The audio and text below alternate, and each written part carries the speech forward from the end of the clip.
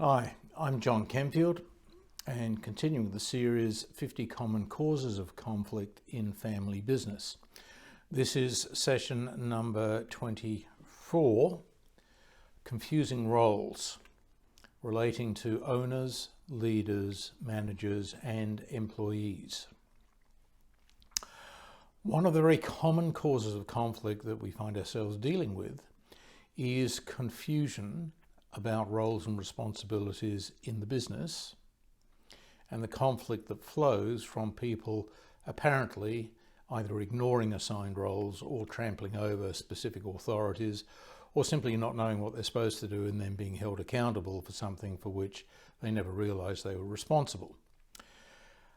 One of the fundamentals of business best practice is to have an organisation in which everybody knows what their role is and what performance is expected of them in that particular role. When that's turned into an organisation chart, we can identify that we have in any given business leaders, managers, and employees. You may have noticed that I did not include owners in that listing because owners have no place inside the business. Of course, they have a place outside of the business as the owners, but that needs to be exerted at a high level with the leaders, with the board, and perhaps with the appointment and removal of directors, not directly within the business by interference with operational matters. So, what do we do to avoid the conflicts that arise through lack of clarity about roles? It's very common in a family business where owners often seem to think there's no need for anyone to have titles, it's all a load of nonsense, because they, of course, as owners, are supremely confident that they have total authority. Meanwhile, everybody else wonders just where they fit and what they're supposed to do, and why it is that from time to time things they thought they should be doing simply gets taken away from them, done for them, or interfered with. Well, the solution for this problem, I believe, is to create an organisation chart with a dotted line. Sounds simple.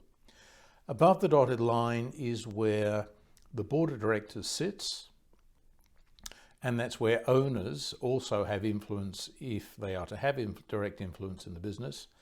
Above the dotted line, work is only to be undertaken in relation to strategy, governance, supervision, risk management.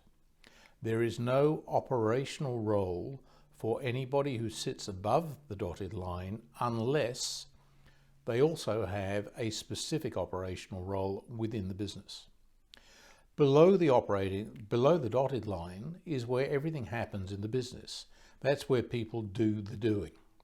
That's where managers manage the part of the business for which they are responsible. That's where employees do whatever tasks they're required to do to discharge their duties and to help the business make money. In the meantime, out to the side of this organisation chart and not within it is a box in which the owners as owners should remain. By all means, they can communicate to the leaders of the business, the directors. Often they're the same people. And those directors obviously need to communicate with people working below the dotted line, which may include them as well when they have an operational responsibility, which is going to happen in all other than quite large businesses. But the secret to all of this is have clearly defined roles and responsibilities and have everybody understand the point of a dotted line. If you found this useful, please take a look at the other videos in the series and let other people know about it. Thank you.